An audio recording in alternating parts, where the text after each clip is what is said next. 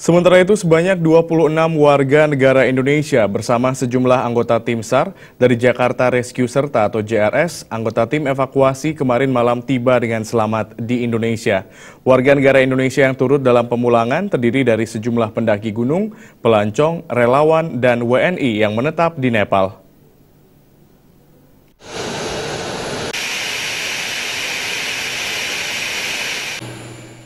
Tim pertama Misi Kemanusiaan dan Penyelamatan Indonesia yang berangkat ke Nepal Rabu malam 5 Mei 2015 berhasil mendarat dengan selamat di Bandara Halim Perdana Kusuma, Jakarta Timur.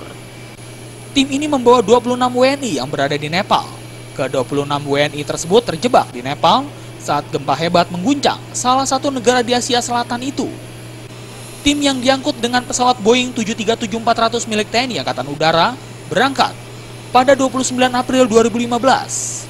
Selama 5 hari melakukan misi kemanusiaan dan penyelamatan bagi para korban gempa Nepal yang terjadi pada 25 April 2015 lalu.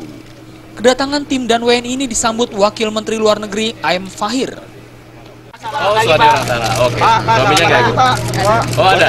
Oh, oh iya, Pak.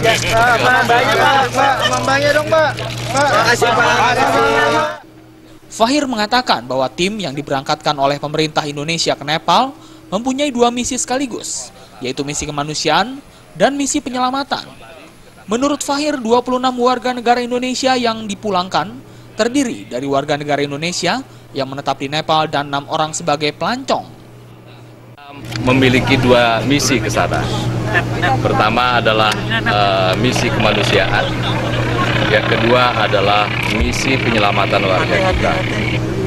Dan pada malam hari ini kita tim pertama yang berangkat ke sana sudah kembali dengan membawa serta juga ada 26 warga kita. Ada 20 yang warga kita yang menetap di sana beserta keluarganya. Ada 6 yang memang ke Nepal karena melakukan kunjungan.